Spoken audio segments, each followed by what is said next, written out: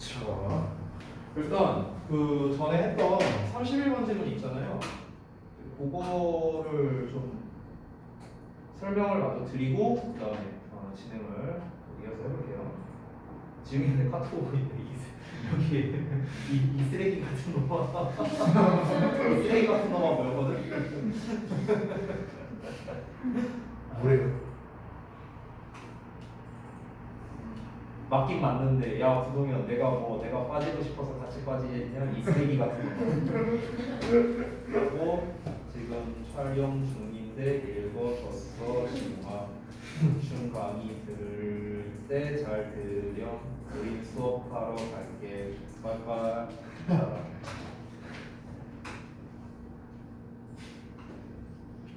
어딨냐 자 31번 먼저 펴보자 얘들아. 자, 우리를 전에 괴롭혔던 그 오차 30분 아니에요? 30번이구나 쏘리 30번 자 여기를 좀 볼게요. 뭐 내용을 다시 볼 필요는 없고요 그냥 여기 좀 정리 좀 할게요.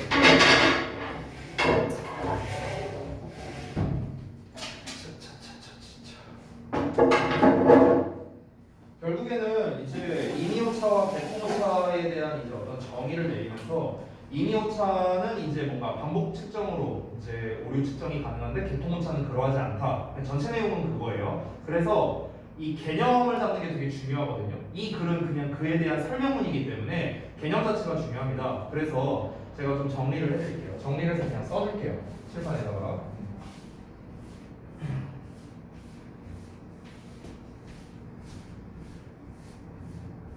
일단은 우리 그 저기 뭐야 임의오차 한번 보도록 하겠습니다. 자, 랜덤으로죠. 아이고 에러를 왜 오러라고 쓰고 있냐. 자, 랜덤 에러. 자, 임의오차라는 건요 결국에는 아주 쉽게 말하면 결과에 오류가 있는 거라 생각하면 돼요. 결과의 오류 이렇게 생각하면 아주 쉽고요. 그 다음에 대통오차 있죠? 대통오차란 시스테마틱이잖아. 시스테마틱이라는데 이 한글 말고요 영어로 그냥 접근을 할게요. 시스템적인 오류라는 거예요. 말 그대로 시스템적인 오류. 그럼 얘는 뭐냐면요 결과에 오류가 있는 게 아니라 얘는 어떤 근본의 오류라고 생각하면 돼요. 근본의 오류. 자, 이거를 아주 쉽게 예시로 한번 설명을 드려보겠습니다. 예를 들어서 어떤 수학 문제를 푸는데요. 그 수학 문제를 풀었을 때 어떤 이제 오류가 나왔다고 한번 가정을 해봅시다. 그러면은 임의오차는 어떤 거냐면요. 얘는 그냥 계산 실수라고 생각하면 돼요. 계산 실수. 이렇게 생각하면 편하고요. 개통오차는 뭐냐면요. 애초에 설계를 잘못한 거야. 그러니까 애초에 식이 잘못된 거예요. 잘 봐. 계산 실수는 내가 계속해서 문제를 풀다 보면은 그 계산 실수가 없어지겠죠. 그렇죠? 근데 내가 애초에 식을 잘못 세웠어. 애초에 이해를 잘못했어. 근데 이거를 많이 푼다고 해서 해결되나요? 아니잖아. 그렇죠? 애초에 그 근본을 바꾸지 않는 이상 내가 그 오차를 없앨 수는 없겠죠. 됐나요? 시스템적인 오류라는 거예요. 말 그대로. 이해되죠? 이걸로 끝이에요. 됐죠? 그러니까 어떤 이제 근간이 흔들리는 오차인 거죠. 근간 자체가. 됐어요? 우리가 뭔가 실험을 할 때는 일반적으로 기계를 많이 씁니다. 그럼 기계를 썼을 때 그 기계로부터 나오는 어떤 그런 측정값이 있어요. 제가 지난번에 그런 얘기를 했었거든요. 어떤 이제 그 내가 옛날에 일하던 뭐 연구소에서 뭐 어떤 값을 측정하는 거 이런 거 있다 했었잖아. 그렇잖아. 이게 뭐 예를 들어서 참값이 1.5가 나와야 돼. 참값이 예를 들어서. 그러면은 찍을 때마다 어떨 때는 1.4가 나오고 어떨 때는 1.6이 나오고 어떨 때는 2.0이 나오고 이건 뭐야? 이거는 임의오차예요. 임의오차. 결과에 오류가 있다는 거야. 그럼 결과에 오류가 있으면 어떻게 하면 돼? 이걸 겁나 많이 찍어보면 돼요. 한 100번, 1000번, 1000번 찍어보면 이 참값에 가까워질 거라는 거야. 오케이? 근데 개통오차란 뭐냐면요. 이 기계가 그냥 고장난 거야. 이해돼요? 이게 개통오차라고 생각하면 되는 거야. 이 기계 자체가 고장나갖고 아예 값이 막 100 이렇게 나와. 그럼 이거를 앞만 많이 찍어봤자 일정에 도달할 수는 없다는 거겠죠. 기계를 고쳐야 돼. 근본을 고쳐야 된다는 거예요. 이해됐죠? 이게 대통오차라고. 그러니까 이 지문에서 뭐라고 하는 겁니까? 대통오차는 반복 측정해봤자 참값으로 가까워지지 않는다는 거예요. 됐어요? 이게 정의입니다. 정리는 되셨죠? 오케이, 그럼 넘어갈게요. 32번을 지난번 했었죠? 33번 할 차례인가요? 아니? 오케이. 자, 33번 같이 보도록 하겠습니다. 자, 요 내용도 처음에 어떤 내용으로 시작하는지 우리 한번 같이 볼게요. 자, 일단은 글의 포인트를 먼저 잡고 한번 또 가볼까요? 이 글에서의 중요한 키워드는 뭐냐면 작가예요, 작가. 작가. 이 작가의 이제 뭘 얘기하는 거냐면요. 어떤 작품과 연관지어서 얘기를 하는 건데 우리가 보통은 어떤 이제 그 작품 이제 우리의 문화에서 작품 자체를 보통 중요시 여기는데 그 작품만큼이나 작가도 중요하다라고 지금 말하고 싶은 거예요. 이 글에서는. 됐어요?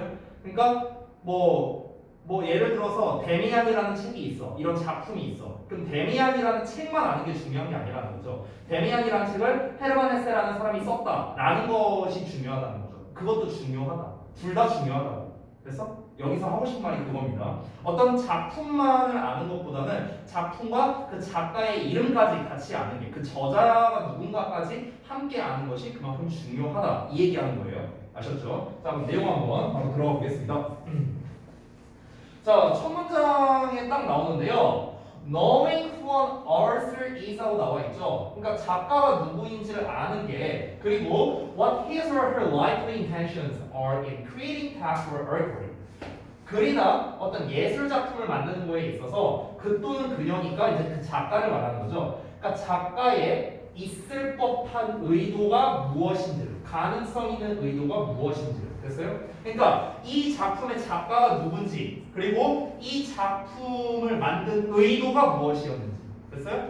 이거를 아는 것이 as tremendously important to most of us 우리 대부분에 있어서 상당히 중요하다는 겁니다. 되셨죠? 그럼 첫 문장에서 말했네요. 작가가 누구냐? 작가가 이 작품을 만든 의도가 뭐냐를 아는 게 중요하다고 했잖아. 그럼 당연히 이거 뭐예요? 이거 주제죠. 됐어요? 대놓고 말한 거죠. 그러면은 얘들아 이런 류의 글은요 대입학으로는 안 나옵니다. 안 나와요. 대입학으로 만약 낼 거면요, 대입학이래. 대입학류로 안 내고요. 차라리 낸다면요 빈칸으로 내야 돼요. 왜? 주제가 지금 애매하지 않거든요. 애매하지 않잖아. 되게 명확한 게 나왔잖아. 이 작가가 누구냐? 이 작가의 이 작품의 창작 의도가 뭐냐? 이걸 아는 게 중요하대. 뭐 애매한 말이 없잖아요. 그렇지? 그러니까 이런 거를 대입학으로 내면 첫 문장 읽으면 답이 나와버리잖아요. 그러니까 이런 건 대입학으로 안 낸다는 거야. 주제 제목 같은 걸로.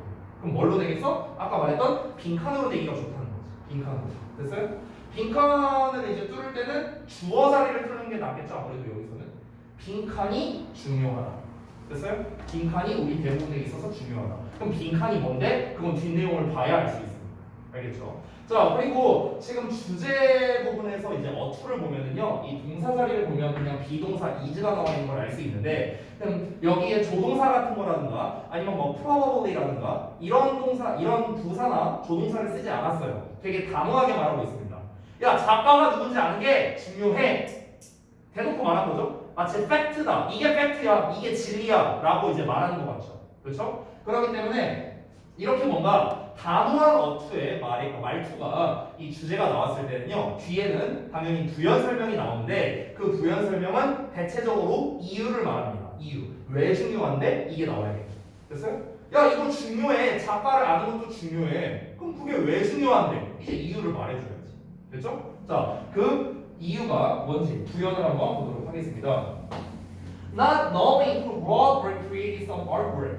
자, 알지 못하는 거래요. 누가 썼는지 그리고 누가 만들어냈는지 몇몇의 예술 작품을요. 이걸 모르는 건 as often very frustrating. 아주 심하게 좌절감을 준답니다. 모르는 거는 안 좋은 말, 아는 거는 좋은 말 나와 있겠죠. 그렇죠? 왜냐면 아는 게 중요하다고 했습니다. 그죠? Our culture, 우리의 문화는 places great worth, 그러니까 큰 가치를 둔답니다. 어디에다가? on the identity of speakers, writers, and artists. 그 화자, 작가, 예술가의 정체성에다가 큰 가치를 둔대요. 그렇죠? 자, 여기에서 이제 큰 가치를 둔다라는 말이 조금 애매할 수 있어서 부연 설명을 또 해줍니다. 그 내용이 다음 내용인데요. Perhaps, 아마도 the single most important aspect of authorship. 자, 그러면은 이 authorship이 이제 그 작가 정체성이거든요. 그럼 작가 정체성에서 가장 중요한 단 한 가지의 측면이 뭐냐? is the vaguely apprehended presence래요. 자, vaguely는 애매하게, 모호하게 이런 거죠. 그러니까 애매하게 apprehend는 이해하는데 pp형이니까 이해되는, 그렇죠? 모호하게 이해되는 존재랍니다. 됐어요? 작가 정체성의 가장 중요한 하나의 측면이 뭐냐면 뭔가 되게 막연하게 이해되는 존재인데요. 어떤 존재냐? Of human creativity, personality, and authority랍니다. 인간의 어떤 창의성 그리고 개성, authority는 권위죠, 그렇죠? 인간의 창조성, 어떤 이제 개성, 그 다음에 권위에 막연하게 이해되는 존재인데요. 어떤 이런 특성이냐? 관계대명사 나와 있습니다. Nominal authorship seems to provide. 자, 그 nominal 하면은 이름상의, 명의상의 뭐 이렇게 해석을 하는데요. 명의상의 작가 정체성이 제공하는 것과 같은 이렇게 나왔어요. 자, 뭔 말인지 좀 어려우니까 다시 한번 내용을 읽어보고 설명을 드릴게요. 다시. 자, 어쩌면 이 작가 정체성에서 가장 중요한 측면이 과연 무엇일까라고 한번 가정해 보자면 그게 바로 뭐다? 이런 존재라는 거예요. 이제 좀 막연하게 이해되는 존재래요. 이게 작가 정체성에 있어서 중요하답니다. 위에서 뭐라고 했어요? 우리의 문화는 작가의 정체성에 가치를 크게 준다라고 했잖아. 그렇지? 근데 이 작가 정체성에서 여러 가지가 있겠지만 가장 중요한 측면 하나가 바로 무엇이다? 어떤 명의상의 작가 정체성이 제공하는 것과 같은 이런 것들의 존재라는데, 그러니까 쉽게 말하면 이런 거예요. 우리가 예를 들어서 어떤 웹툰을 보는데 웹툰에서 어떤 A라는 작가가 있다고 쳐보자. A라는 작가.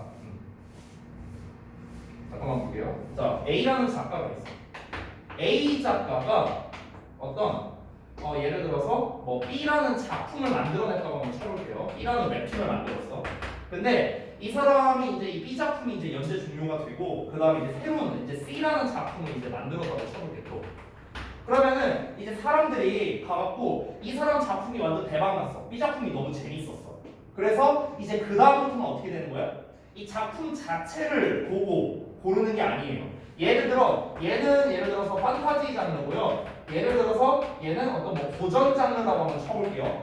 그러면은 사람들이 나는 판타지 장르가 좋으니까 이걸 봤어. 나는 고전 장르가 좋으니까 이걸 봤어. 이렇게 되는 게 아니라 이 작가가 이런 작품을 썼으니까 나는 볼래 이렇게 된다는 거야. 그러니까 기준이 일로 간다는 거죠. 됐어요? 그러니까 왜 우리 막 댓글에 보면 그런 말 쓰잖아. 막 믿고 보는 땡땡땡 막 약간 이런 느낌 있잖아. 그런 거라고 생각하면 되는 거야. 믿고 보는 땡땡땡. 됐어? 자, 그럼 다시 한번 봐봐.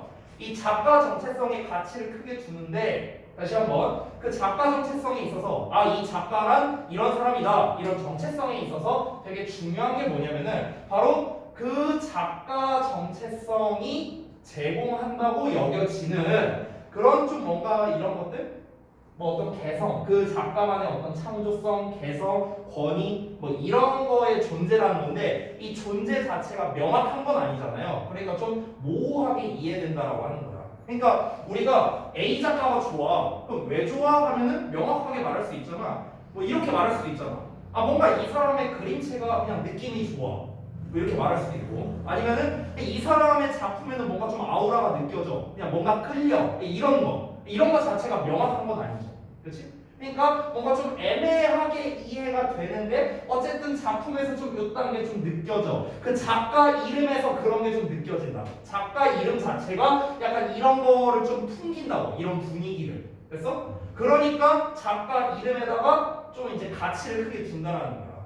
이해됐어요? 오케이. 자, 다음 내용 보겠습니다. 가주어진 주어 구문인데요. 중간에 for a visitor to a art museum이라고 의미상주어가 껴있어요. 따라서 해석할 때는 이 for 이하가 투부정사 하는데 투부정사 하는 것이 뭐뭐 하다 이렇게 해석이 되겠죠. 근데 진주어가 지금 2개 나와 있고요. 의미상의주어도 2개 나와 있으니까 여기 or 기준으로 끊어갖고 앞에 있는 것이 거의 생각할 수 없거나 뒤에 있는 것이 거의 생각할 수 없다. 이렇게 해석이 되겠습니다. 자, 보시자면요. 거의 생각할 수 없답니다. 뭐가 뭐 하는 거를요? Art Museum이니까 미술관의 한 방문객이 to admire 감탄하는 거야. Room full of paintings니까 한 방에 가득 차 있는 그런 그림들의 이제 감탄을 하는 겁니다. 근데 뭐 없이 knowing the names of the individual painters 각각 개인의 화가의 이름을 알지도 못한 채로 야 이거 작품 좋다 이럴 수가 없다는 거야. 이거는 우리가 거의 상상도 못할 일이라는 거죠. 아니면 for reader 독자로 하여금 not to know 알지 못하는 거야. Who the writer is of the novel she's reading. 그 독자가 읽고 있는 소설의 그 작가가 누구인지. 그래서 이거를 알지 못하는 게 생각할 수조차 없다라는 거죠. 아니 이 책을 누가 썼는데도 모르면서 책을 읽는다? 이게 말이 안 된다는 거야. 그러니까 결국 이거는 전부 다 뭡니까? 작가의 어떤 그 작품의 저자의 이름을 아는 게 그만큼 중요하다라는 걸 계속해서 강조하는 예시가 되는 거죠. 그렇죠? 그러니까 계속해서 부연 설명이 나오고 있는 겁니다. 자, 이어서 publishers, 출판사들은 proudly, 자랑스럽게 display author's name, 작가의 이름을 전시한답니다. 보여준대요. 어디에다가? On the jackets, spines, and title pages of their books. 그래서 그들 책에 표지나 아니면 그런 이제 스파인, 이 재킷은 이제 우리가 원래 겉옷이잖아요. 그러니까 이제 책 표지가 되는 거고, 스파인은 원래 여기 말하는 거죠. 여기 척추? 그래서 이제 그 어떤 책의 등 부분, 뒷 부분을 말하는 거고, 타이틀 페이지니까 이제 제목 페이지가 되겠죠. 그러니까 이런 부분에 작가의 이름을 당당하게 보여준다라는 거죠. 왜? 작가의 이름을 아는 게 중요하니까. 예를 들어 우리가 어떤 책을 읽었어. 이 책이 너무 재밌어. 와 진짜 글 기가 막히게 쓴다. 너무 재밌어. 그래서 우리가 보통 너무 재밌으면 어떻게 합니까? 이 작가가 쓴 또 다른 작품 없나? 이렇게 찾게 되잖아. 그럼 뭐가 중요해? 당연히 작가의 이름이 중요할 수밖에 없겠죠. 그죠? 자, 그래서 마지막 문장인 것 같은데요. 자, 한번 보겠습니다. Book advertisements. 책 광고인데요. 뭐 뉴욕 리뷰북스 어쩌고 나왔는데 이런 고유명사는 그냥 넘길게요. 어쨌든 여기랑 여기에 있는 책 광고가 정기적으로 포함한답니다. Pictures of authors, 작가의 사진을요. 그리고 quote authors, 그 작가의 말을 인용한다는 거겠죠. As, 자, 뭐 하는 것만큼이나 they talk about their work. 그들의 작품에 대해 얘기하는 것만큼이나 이렇게 많이 이제 언급을 한다는 거겠죠. 그래서 both of it 그리고 그 둘 다 show that 대절 이하를 보여준답니다. 우리의 관심이 is as much in authors as. 자, as 원급 as 나왔죠? 그래서 여기 원급 쓴다는 거 좀 주의하세요. much요. 요거는 원급. 그래서 그 작가에게 많이 있다라는 거겠죠. interest가 작가에게 있다라고요. 뭐만큼이나 그들의 작품에서만큼이다. 그들의 책 안에서만큼이다. 그렇죠? 그러니까 이거는 book advertisements, 그러니까 책 광고라는 측면에서 이제 조금 구체적인 사례로서 말한 건데 결국 마지막 말은요 구체적인 주제를 재진술한다고 볼 수 있는 거예요. 다만 이거를 굉장히 구체화시켜서 얘기한 거죠. 구체화시켜서. 결국엔 뭡니까? 우리가 그 작품만큼이나 그 작가에게도 관심이 있다는 것을 보여주는 거나 마찬가지다라고 하는 거죠. 됐어요? 자, 그래서 여기에서 결국 하고 싶은 말은 무엇이다? 예술 작품만큼이나 작가를 아는 것에다가 큰 가치를 부여한다. 뭐가? 우리의 문화는요. 계속 그 내용이에요. 다시 한번 말합니다. 이 글은요 주제 제목으로 내면은 땡큐베리 강사예요. 너무 쉬워요. 그렇게 된다면요. 그래서 첫 문장이나 마지막 문장에서 빈칸을 뚫어야 되는데 만약 저라면 빈칸으로 낸다면 첫 문장이 나올 것 같아요. 첫 문장이. 왜냐면 뒷부분에 하면은 난이도가 너무 낮아요. 사실은 좀 쉽게 풀 수 있습니다. 근데 실제로는 이 33번이 빈칸이 마지막에 나왔었어요. 이 실제 빈칸 문제였죠. 그래서 실제로는 맨 뒤에 show 뒤에 that 있죠. 여기 that절이요. our interest 어쩌고 이 문장. 이 부분이 실제 빈칸이었습니다. 실제로요. 근데 난이도가 사실 낮죠. 첫 문장만 해석 잘해도 사실 전혀 문제 없는 그런 지문이었습니다. 됐죠? 자, 다음 내용으로 한번 가볼까요? 다음 내용 35번 보겠습니다. 35번은요 어렵진 않은데 이게 직독직해만 하려고 하면은 조금 이해를 잘 못할 수도 있어서 사전 설명을 좀 해드릴게요. 일단은 이 글에서 말하고 싶은 건 뭐냐면 장르 영화에 대한 얘기를 하는 거예요. 장르 영화. 그러니까 장르 영화라는 것 자체가 어떤 특정 장르를 말하는 거거든요. 뭐 예를 들어서 뭐 흑인 형아 나오는 액션 장르라든가 뭐 이게 여러 장르가 있잖아. 뭐 멜로라든가. 그렇죠? 그러니까 이런 장르 영화에 대해서 얘기를 하는 건데 장르 영화에서는요 본문에서 직접적으로 나오는 단어는 아니지만 우리 흔히 클리셰라고 하죠. 클리셰. 그러니까 이제 이 클리셰가 어느 정도 좀 정해져 있잖아요. 그렇죠? 그러니까 대충 그런 장르 영화는 보다 보면 좀 예상이 가지 않아요? 그죠? 옛날에 무슨 뭐 이게 재미로 만든 설문조사처럼 이렇게 돼 있는 게 있었는데 막 그런 게 있었죠. 무슨 뭐 흑인 나오는 영화에서 헬리콥터가 하는 역할. 폭발한다밖에 없었어요. 뭐 그런 거라든가. 그 다음에 이제 처음에 그러니까 초반에 나오는 선한 인물 알고 보니 약간 이런 뭐 그런 게 있잖아요. 약간. 그러니까 뭔가 좀 이 장르 영화 같은 데 보면은 우리가 어느 정도 예상 가능한 범주가 있다는 거죠. 예상 가능한 범주. 그 예상 가능한 범주를 이 글에서는 익숙함이라고 표현을 했어요. 익숙함. 됐어요? 그럼 이제 장르 영화에 대해서 사람들이 익숙해한다라는 거야. 그럼 익숙해함으로써 좋냐 나쁘냐를 나누자면요, 좋냐 쪽으로 얘기를 하는 거예요. 좋다 쪽으로. 됐어요? 그럼 왜 좋은지에 대해서 설명을 하는데 그 좋다라는 이유를 두 가지로 나눠서 설명을 합니다.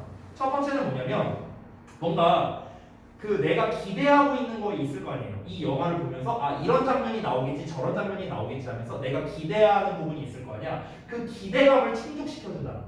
왜? 어느 정도 클리셰가 있으니까 예상이 되니까. 그러니까 기대감을 충족시켜준다는 점에서 장르 영화가 어떤 즐거움을 줄 수 있다. 관객들에게. 이게 첫 번째 장점. 두 번째는 뭐냐면요. 약간 반전을 줄 수도 있다는 거야. 약간. 그러니까 우리가 생각한 클리셰는 이거였어. 이렇게 흘러갈 거라고 예상이 되는데 약간 변경을 하는 거야. 약간씩. 큰 틀을 바꾸는 건 아니지만 약간씩 바꾸는 거야. 예를 들면 이런 거거든. 예를 들어서 옛날에 제가 진짜 어렸을 때 한 7, 8살 때 그때 공포 영화를 보잖아요. 그럼 공포 영화가 그때 당시에 클리셰는 뭐였냐면요. 뭔가 이렇게 되게 조용해. 그러다가 막 그런 배경음악이 나와. 점점 커져. 이게 크레센도로. 뻥 하면 딱 이제 귀신이 나오는 거야. 이게 옛날 클리셰거든요. 요즘에는 어때요? 요즘에는 뻥 없어. 아무것도 없어. 없구나. 그렇습니다. 딱 뒤돌아보면 있어. 이게 이제 이런 거잖아. 그러니까 이게 약간 반전인 거야. 뭔 말인지 알죠? 그러니까 이런 거를 통해서 여기 뒤에 귀신 있을 줄 알았는데 없네? 근데 안심했다가 갑자기 딱 반전에 당하는 거잖아. 그럼 이제 그러니까 예상치 못한 부분, 그러니까 우리가 알고 있는 그 기대하고 있는 거 안에서의 거기에서 약간 벗어난 거잖아. 그렇지? 그 약간 벗어나는 거를 통해 또 즐거움을 얻을 수 있다. 그래서 이 두 가지 장점을 얘기하는 겁니다. 됐죠? 그럼 이런 류의 글은요, 시험 내기에 뭐가 좋냐면요, 요약 내기 좋아요. 요약 내기. 그러니까 객관식으로는 요약형으로 내는 거죠. 장르 영화는 이러이러하고 저러저러하다는 면에서 관객들에게 즐거움을 가져다 준다. 이런 식으로. 됐어? 그럼 여기에서 이제 중요한 키워드는 뭐겠습니까? 어떤 기대감. 또는 그러니까 이거 써보면서 해볼까요? 기대감. 충족시킨다. 이런 거 중요하겠죠. 그렇죠? 첫 번째로고요. 그 다음에 두 번째는 뭔가 익숙함을 넘어선 놀라움이거든요. 익숙함을 넘어선 놀라움. 그러면 당연히 익숙함이라는 표현도 중요하겠죠. 익숙함. 그 다음에 예측 불가능한. unexpected 이런 표현 있잖아요. 그렇죠? 예상치 못한 이런 거겠죠. 이런 표현들을 가지고 이제 우리가 요약을 만들 수 있겠죠. 되셨나요? 이거를 요약을 할 수도 있고 얘들아 서술형으로 내기도 나쁘지 않아. 서술형으로는 어떻게 하면 될까? 장르 영화가 어떻게 관객들에게 즐거움을 선사하는가 영어로 두 가지로 써봐.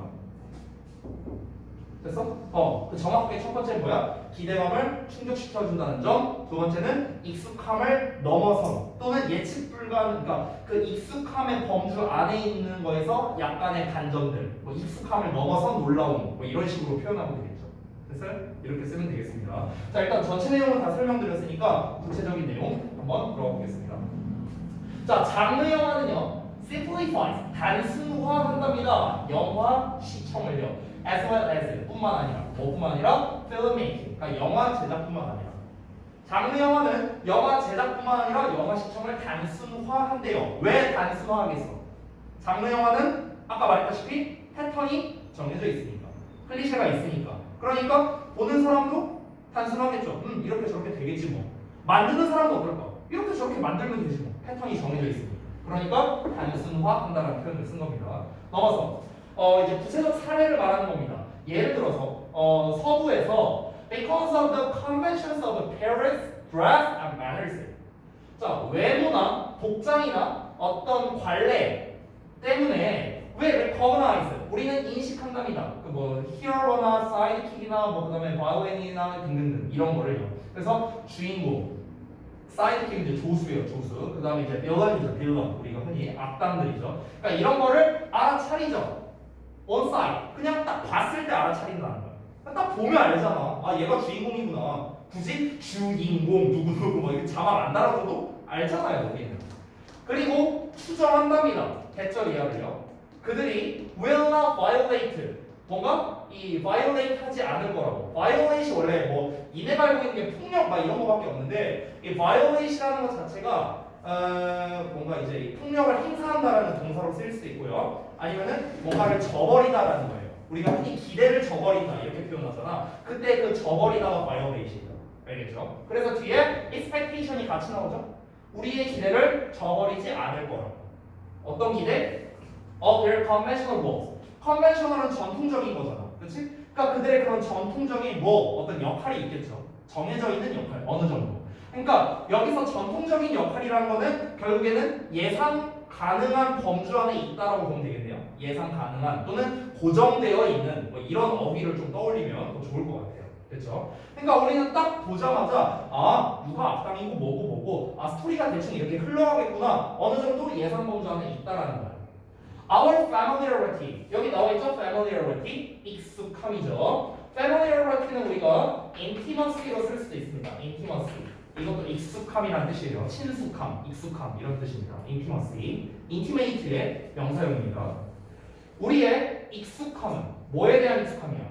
OS가 장르니까 그 장르에 대해 우리의 익숙함은 makes watching. 보는 거를 만듭니다. Not only easier, 더 쉽게 만들 뿐만 아니라 in some ways, 어떤 면에서는 more enjoyable, 더 즐겁게 만들어준다는 거예요. 그러니까 좋다라는 얘기를 여기서 처음 한 거죠. 장르에 대해서 우리가 익숙함을 가지고 있으면은 이게 나쁜 게 아니야. 우리가 보는데 여기서 쉽게라고 해서 돼 있는데 사실 쉽게보다는 편안함이 좀 더 나은 것 같아요. 제가 봤을 때는. easy가 편안함이라는 뜻도 있으니까. 그러니까 이제 보는 사람으로 하여금 예상 가능하니까 그냥 마음 편하게 보게 해준다는 거지. 마음 편하게 보게 해줄 수 있을 뿐만 아니라 어떤 면에서는 더 즐겁기까지 하라고. 그러면 왜 더 즐겁기까지 한대? 구체적인 이유를 말합니다. 왜 그러냐면 우리가 알고 있으니까 그런 거야. 그리고 익숙하니까 그런 거야. 그런 모든 컨벤션에 그런 관례에 모두 익숙한 거죠. 이 관례를 뭐라고 생각하라고? 그냥 클리셰라고 생각하면 돼. 클리셰. 그 패턴이라고 생각하면 됩니다. 우리가 그 패턴을 알고 있고 그 패턴에 익숙하기 때문에 우리는 기쁨을 얻는 거야. 뭐로부터? 알아채는 것으로부터. 내가 예상을 했어. 딱 보니까 얘네 이렇게 다음에 나올 거야. 실제로 그런 장면이 나왔어. 봐봐, 내가 맞췄잖아. 이런 거에서 이제 기쁨을 얻는다는 거죠. 그래서 각 캐릭터나 이미지나 아니면 각 익숙한 상황 여기로부터 뭔가를 알아채는 거죠. 이런 거를 인식하는 거죠. The fact, 사실은요. That conventions are established and repeated. 그 관례가 확립되어 반복된다는 사실은 intensifies, 강화한답니다. Another kind of pleasure. 자, 또 다른 종류의 어떤 즐거움을 또 선사하기도 한답니다. 그러면은 여기에서 어떻습니까? 시점이 전환되고 있는 거예요. 문장 삽입이나 글의 순서로 낼 때 이 부분을 끊으면 되겠죠. 그렇죠? 여기까지는 뭡니까? 우리가 예상 가능한 범주에서 영화가 돌아가다 보니까 내가 어떤 그 예측을 맞췄을 때 얻는 즐거움을 얻는다였어요. 아까 제가 말했던 기대감을 충족시키는 요쪽에 해당되는 겁니다. 자, 근데 여기서 또 다른 종류의 즐거움을 강화시키기도 한다, 강화한다라고도 했으니까 다른 종류가 나오겠죠. 그 다른 종류가 바로 이 익숙한 범위 안에서 이제 예측 불가능한 녀석이 나오기도 한다. 이제 그 내용이 나올 겁니다. 자, 보시면 세트 하면은요 앞에서 나왔던 establish랑 비슷한 뜻으로 생각하면 돼요. 알겠지? 자리를 잡는 거예요. 분사구문이니까 자리가 잡혀진 채로 정도로 해석하면 된다. settle into a comfortable 장르니까 자 편안한 장르 안에 자리가 잡혀진 채로 with our basic expectations satisfied. 자 우리의 기본적인 기대가 충족되면서 이 편안한 장르 안에 자리가 잡혀진 채로 우리는 더 예민하게 인식한답니다. 알게 된답니다. 그리고 responsive, 반응적으로 된답니다. 뭐에 대해서? The creative variations, refinements, 그리고 complexities 하고 나와 있죠. 이 하나가 한마디로 말하면 이게 바로 그 익숙함을 넘어선 것들이에요. 즉 예측 불가능한, 그 범주 내에서 예측 불가능한 것 또는 반전 그런 요소를 이렇게 세 가지로 나눠 쓴 겁니다. 바로 뭡니까? 창의적 변형, 정제는 이제 다듬는다는 걸 말하는 거죠. 약간 이걸 다듬어서 내가 아까 말한 그 귀신 장면을 귀신 안 나왔는데 이렇게 하니까 귀신이 있는 거 이런 거 말하는 거예요. 또는 complexities, 어떤 복잡한 것들. 그래서 그러니까 이런 거에 대해서 더 예민하게 그리고 반응적으로 된다라는 거죠. 자, 어떠한 변형, 정제, 복잡성이야 관계대명사 나오는데요. Make the film seem fresh and original. 그 영화를 좀 보다 이제 신선하게 그리고 좀 독창적으로 보이게 만드는 이런 애들이라는 거예요. 됐어요?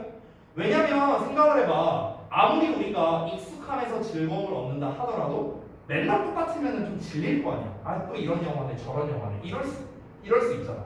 뭔가 그 영화만의 색깔이 있어야 사람들이 즐거움을 얻을 거 아니야. 그러니까 그 영화만이 가진 고유한 특성이라고 생각하시면 됩니다. 이런 것들을. 됐어요? 그 영화만이 가진 고유한 바리에이션이나 리파이먼트나 컴플렉스 이런 거에서 또 우리가 뭘 얻을 수 있다. 또 즐거움을 얻을 수 있다는 거야. 다른 종류의 즐거움을요. 됐어요? 그리고 by exceeding our expectations 우리의 기대감을 exceeding 초과하는 거죠. 넘어섬으로써 각각의 혁신은 뭐가 된다? 재미있는 놀라움이 된다라고 했습니다. 자, 우리의 기대를 넘어선다라고 했어요. 우리의 기대를 넘어선다는 건 우리가 예상하지 못했다라는 거겠죠.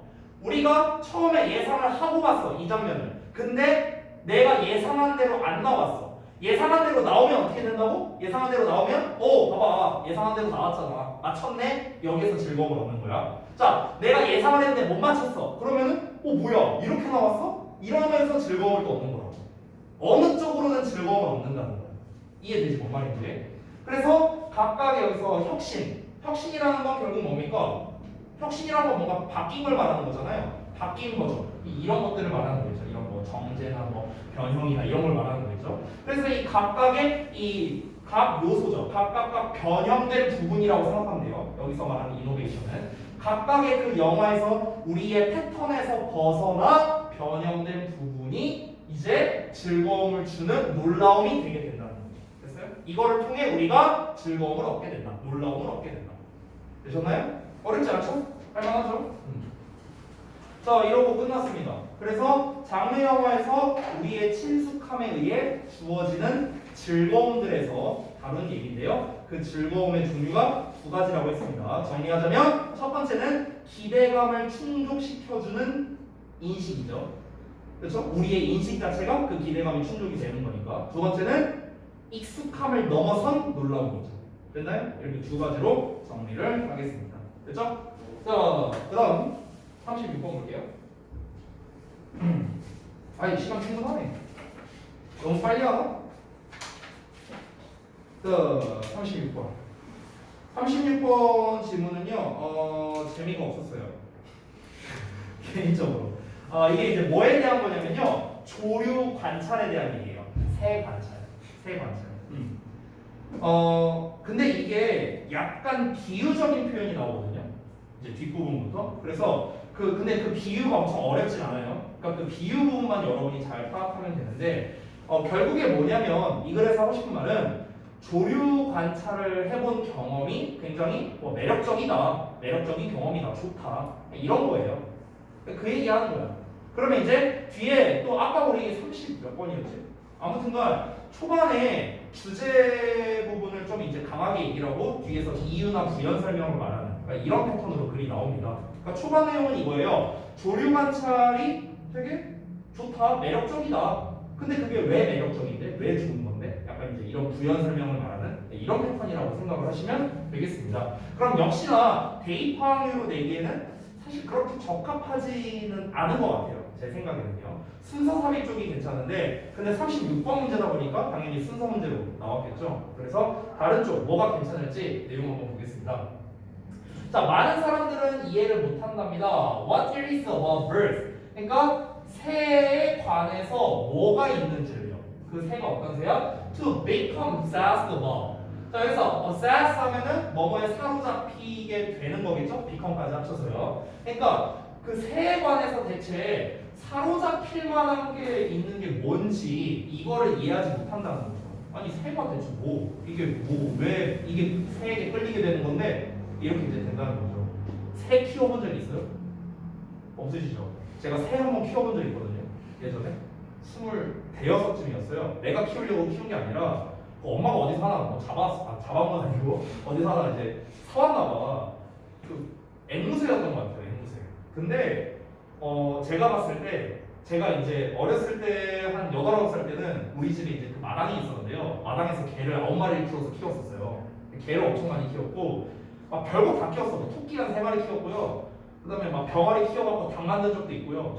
왜 초등학교 앞에 가면 그 파는 거 알아요? 요새도 있나? 옛날에 봤어요.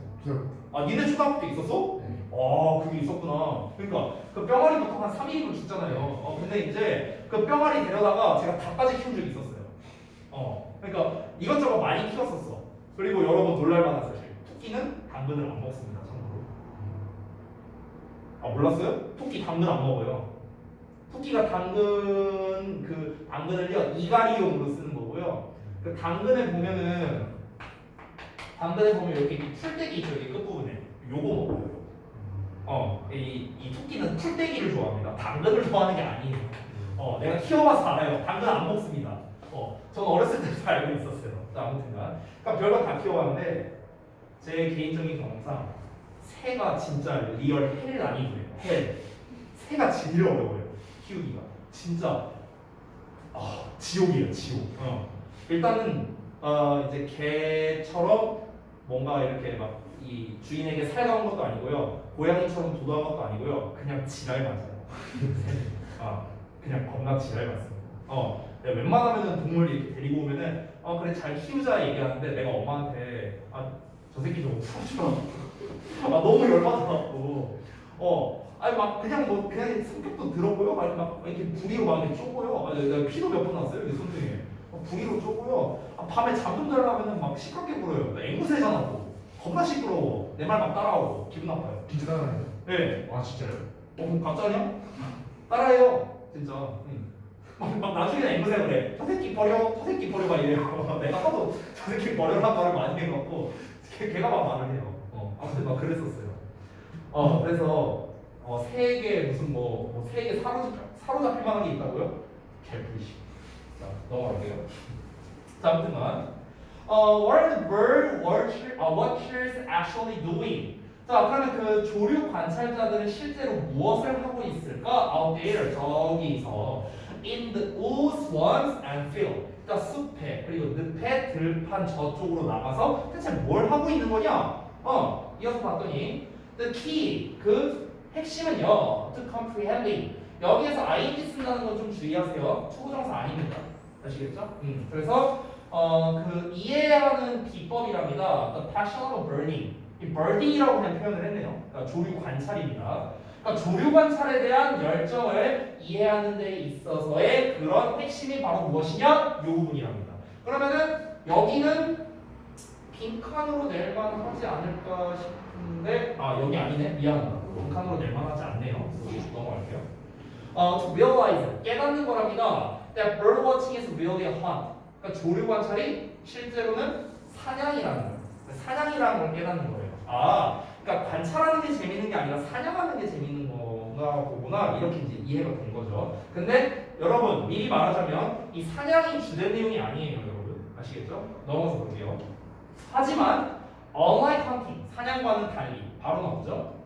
The trophies you accumulate. accumulate은 이제 축적하다 모으다라는 뜻이죠. 너가 축적한 트로피들입니다. 이 트로피가 전리품이에요. 그러니까 너가 이제 모은 전리품은요, 너의 마음 속에 있다는 거예요. 이 부분이 중요해요. 이 부분. 그러니까 여기가 주제라고 보시면 돼요. 여기가 핵심이에요. 여기부터가. 사냥과 달리 너가 모은 전리품은 너의 마음 속에 있다는 거예요.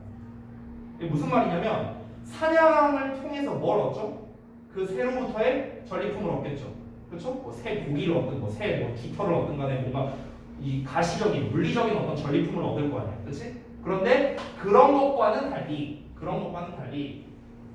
너가 축적하게 되는 그 전리품이 마음속에 있다는 거야. 그 마음속에 있다는 것 자체가 뭐야? 아까 말했던 조류 관찰이겠죠. 그러니까 조류를 이제 관찰을 했어. 그러면 이제 뭐 얘가 예를 들어서 이렇게 활활 날아가는 뭐 모습을 본다거나 뭐 아니면 얘가 뭐 물쳐먹는 걸 본다거나 뭐 그런 게 이제 내 마음속에 남아 있다는 거야. 그거를 전리품이라고 표현한 거예요. 그러니까 조류 관찰에 대한 기억입니다. 알겠죠? 조류 관찰에 대한 기억을 뭐라고 상징한 거야? 전리품이라고 한 거예요. 전리품. 됐어요? 여기서 말하는 전리품 다시 한번 무엇이다? 이 문장에서 말하는 전리품은 조류 관찰에 대한 기억이라는 걸 우리가 알 수 있는 거죠. 왜? In your mind에 있다고 했으니까. 너의 마음속에 있다고 했으니까. 그렇죠? 아, 내가 옛날에 앵무새를 봤었는데 그 새가 참 이랬었지 저랬었지 기억 속에 남아있는 거야. 그게 뭐야? 그게 바로 전리품이라는 거야. 전리품. 됐어? 자, occurs. 물론 이제부터는 부연 설명인데요. 여기서부터 약간 비유적인 표현이 나옵니다. 어렵진 않아요. 물론 여러분의 마음은 is a great place. 좋은 장소랍니다. 뭐 하게 해줬냐면요. to populate with them.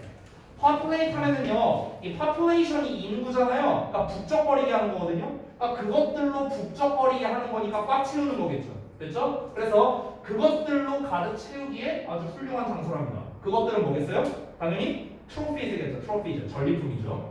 왜 그러냐면 you carry them. 너가 그것들 전리품을 가지고 다니니까 around with you. 너와 함께 주변에 너와 함께 가지고 다니니까 wherever you go. 네가 어디를 가든지 간에.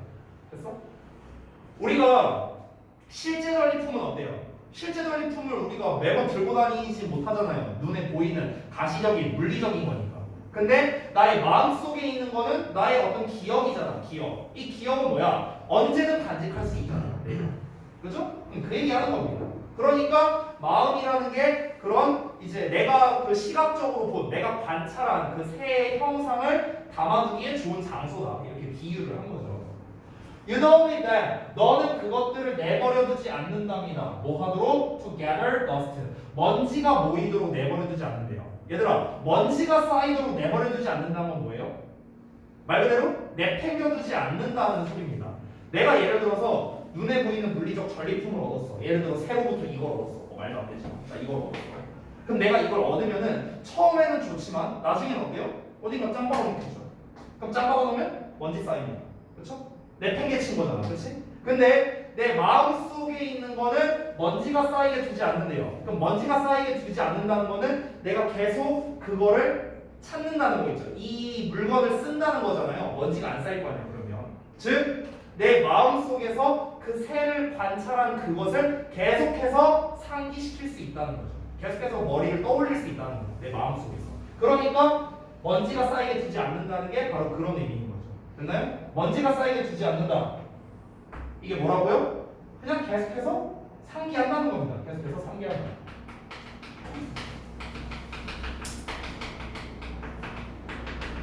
뭐를 상기하는 거예요? 새의 모습을요. 여기다 쓸게요. 그러면 새를 관찰한 모습. 계속해서 상기한다는 거죠. 계속 상기하면 뭐야? 계속 써먹는 거니까 이제 먼지가 쌓이게 두지 않는 거죠. 뭐 무슨 뭐 벽이나 다락방 위에다가요. 이거는 이제 그냥 실제 벽이나 실제 다락을 의미하는 게 아니죠. 그러니까 벽이나 다락이라는 건 뭐예요? 구석탱이잖아, 쉽게 말하면. 그러니까 나의 마음 한 구석탱이에다가 짱 박아두지 않는다, 이런 말인 거야. 이해됐지, 뭐 말인지? 한번 그냥 봐놓고, 그냥 새가 저렇게 생겼구나, 뭐 별거 없네, 잊어버려. 이게 아니라는 거야. 계속 생각이 나는 거야. 그래서 조류 관찰에 끌리게 되는 거야. 됐어요? Your birding experiences. 자, 너의 조류 관찰 경험이 뭐가 되냐면요, part of your life. 너의 삶의 일부가 된대요. 즉, part of who you are. 너가 누구인지의 일부가 된다는 거야.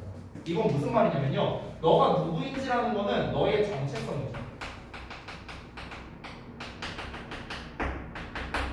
아니, 지금까지 나가다 갑자기 정체성 얘기를 왜 나온 거야? 잘 봐. 얘들아, 여러분이 삶을 살면서 각종 겪은 경험들이 있을 거예요. 그죠? 그러면은 그 경험 하나하나가 모이면 뭐가 됩니까? 여러분이 되는 거 아니에요? 그죠? 그 모든 경험의 응집체가 여러분이잖아요. 그렇잖아. 근데 그 굉장히 수많은 경험 중에서 뭐가 있다는 거야? 바로 새를 관찰한 게 있다는 거죠. 지금 이 필자는 그걸 말하고 싶은 거예요. 자, 네가 새를 관찰한 경험이 있어. 그러면 이제 그 새를 관찰한 경험은 뭐가 되는 거야? 이제 너의 삶의 일부가 된 거야. 너의 삶에 있어서 새를 관찰했다는 경험 하나가 이제 추가됐어. 자, 근데 이게 쌓여. 이게 쌓이면 이제 뭐가 되는 거야? 새를 뭐 100마리, 1000마리, 10,000마리를 봤다. 그러면은 그것 자체가 뭐가 되는 거야? 너의 정체성의 일부가 된다는 거지. 새를 많이 보는 사람, 이런 식으로. 됐어? 너의 정체성을 말할 때, 예를 들어서 뭐 연우가 새를 엄청 많이 본다고 해봐. 그러면 연우에 대한 정체성을 말할 때 여러 가지로 말할 수 있어. 뭐 동태고등학교 2학년, 또 뭐 지웅이의 배달부, 로이쌤의 제자, 뭐 이런 이제 정체성 여러 가지가 있는데 그 중에 하나, 그 정체성 중 하나로서 뭘 말할 수 있다? 새를 많이 관찰한 사람, 이런 식으로 정체성을 하나 부여할 수 있다. 이 얘기하는 거라고. 됐죠? 자, 다음 내용 볼게요. And 그리고 because birders are human, 조류 관찰자들은 인간이기 때문에 these birding memories, 이러한 조류 관찰 기억은요, 즉 like most human memories, 대부분의 인간의 기억이 그러하듯이 이러한 조류 관찰의 기억은요, improve over time, 시간이 지나면서 향상된대요. 조류 관찰의 기억이 시간이 지나면서 향상된다. 기억이 향상된다. 기억이 향상된다라는 말이 뭐냐면요, 이렇게 생각하면 돼요. 좀 그러니까 좋은 쪽으로 변한다? 이렇게 생각하면 좋을 것 같아요. 여기서 향상된다는 의미는요. 그러니까 기억이 좋은 쪽으로 변화가요.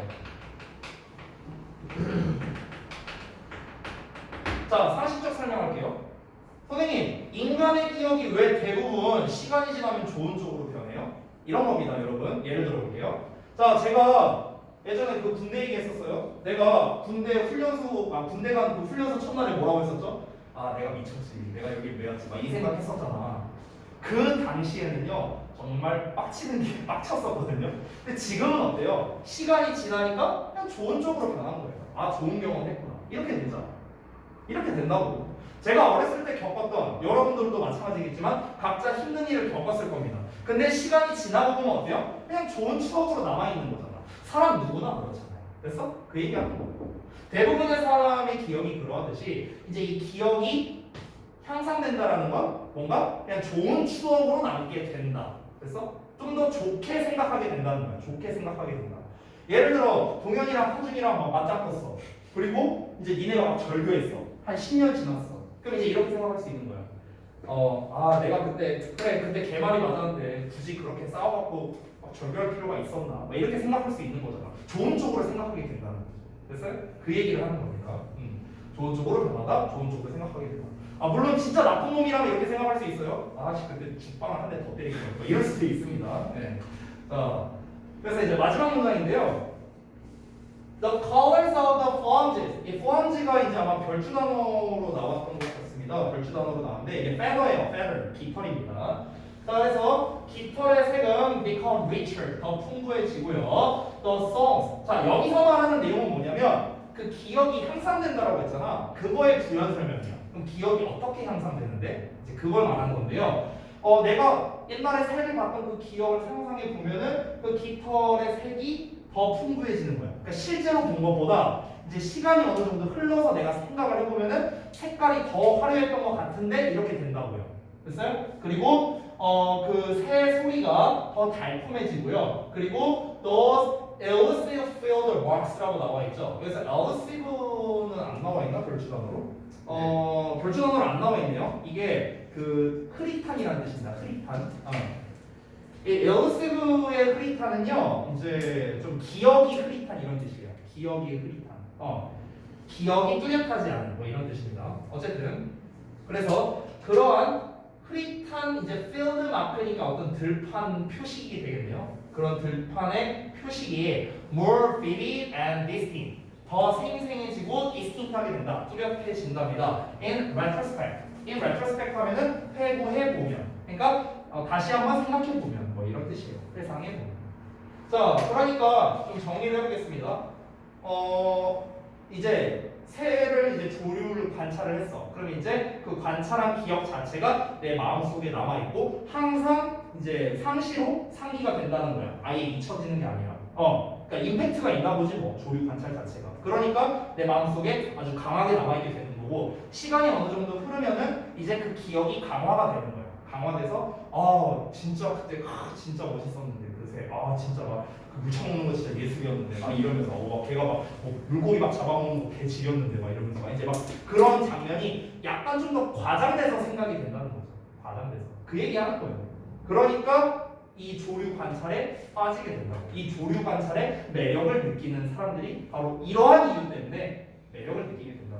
됐어요? 그러니까 지금 첫 문장 이후 초반 부분 이후로는 어떻습니까? 그냥 계속 그 설명을 한 겁니다. 이 어떤 설명이냐? 조류 관찰의 경험에 있어서 뭔가 좀 쉽게 말하면 좋은 점? 얘가 이렇게 되니까 마음속에 남아서 나중에 기억이 강화돼서 계속 이제 나에게 어떤 좋은 쪽으로 생각을 하게 해주니까 그러니까 그런 매력에 빠지게 돼. 그래서 조류 관찰을 하는 거야. 따라서 결과를 먼저 말하고 원인을 뒤에 얘기한 이제 그런 이제 두괄식 구조로서 이제 글을 썼다 이렇게 정리할 수 있겠습니다. 그렇죠? 자 그러면은 잠시 쉬는 시간 가졌다가 이어갈게요.